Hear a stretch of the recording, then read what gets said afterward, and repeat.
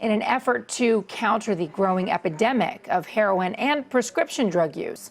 The FBI and the DEA recently released a documentary exposing the dangers of addiction.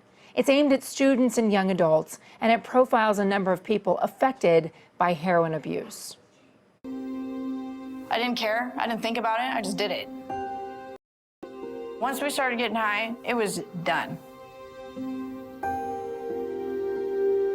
She was 17 years old, and the only way I knew about it is because she was arrested.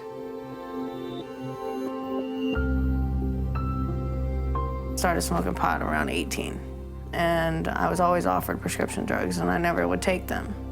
Then I was in a car accident. I was running down in the middle of the night to get some water, fell down the stairs, landed on my back on the wooden floor. It started for me with pot and just progressed into hell, basically. Weed didn't do it for me, but definitely weed started it all for me. It was definitely something I didn't see until it was too late. I had no clue what I was getting myself into.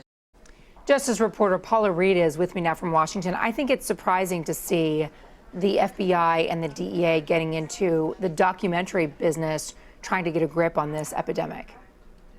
It is surprising, Contessa. This is a part of a new approach to this epidemic. Now, many people, as the evidence shows in this documentary also illustrates, find heroin because they are first addicted to prescription painkillers. Both have a similar impact on the body. And for people who are addicted to prescription painkillers, heroin is much more accessible and it's much less expensive. You don't have to ask a doctor for it. You don't have to beg your friends and family to give you some pills. You can go to a drug dealer and get heroin for a fifth, maybe even a sixth of the price. But this is a mainstream epidemic. And by that, I mean that presidential candidates up in New Hampshire, they're all talking about this. Now, New Hampshire has been hit especially hard by heroin overdoses and the heroin epidemic. You see, as you mentioned, the antidote being sold at neighborhood drugstores, CVS, and Walgreens. Now, there is a criticism, too, that suddenly this new approach, that this has only become mainstream because it's starting to impact white, middle-class families, when traditionally there's been a war on drugs that has disproportionately impacted low-income and minority communities. Okay, so given the discrepancies in the way that the FBI and the DEA have approached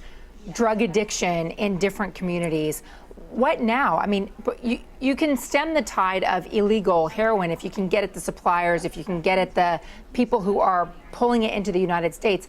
But prescription painkillers, I mean, that's available at your pharmacy and your doctor's office. Exactly. Now, there's a lot of different issues here, and they're trying, again, unconventional approaches, things that they haven't traditionally done in the war on drugs. Some of them are the DEA actually offers to take back additional extra pain pills that you may have so they can properly dispose of them, because part of the problem is that these pills are lying around. People take them, they become addicted, and then potentially move on to heroin. Another approach is this documentary. This is supposed to replace sort of traditional curriculum. I don't know if you had DARE when you were in school. Yeah. I did, a little workbook. I think there were some movies, but they're trying new ways to reach out to young people and really tell the story about how you could potentially consider a drug, heroin, that you could swear you'd never touch. But if you potentially get addicted to prescription painkillers, there is this pain pills. There is this very clear path that many people have traveled. So it's part of an unconventional approach. We also see local law enforcement taking a new approach. Some cities and towns saying they will not arrest or prosecute people who are addicted to these drugs. Instead, they will get them treatment. So again, it's an unprecedented epidemic, and they are taking an unprecedented approach. What kind of role does the price of heroin play into the fact that we're seeing a growing addiction? I think it's huge, Contessa, because it's so inexpensive. And when you are that deep into addiction, you're trying to feed that addiction. It costs a lot of money. So if you can get a similar high to what you're getting on prescription pain medications for a fifth, for a sixth, just a fraction of the price, clearly you are not going to hesitate to go in that direction. So you see a lot of people in this documentary, a lot of other people that we've seen who have been addicted to these drugs who say, I never would have touched that stuff. But once you're addicted and you start to run out of money, it becomes a very desirable alternative. Not only because it's inexpensive, it's also very accessible. Mexican drug cartels know there's a demand here. They're flooding markets with this heroin, which also helps to keep the prices down. Paula Reid in Washington, thanks for giving us a glimpse at the new battle on drugs.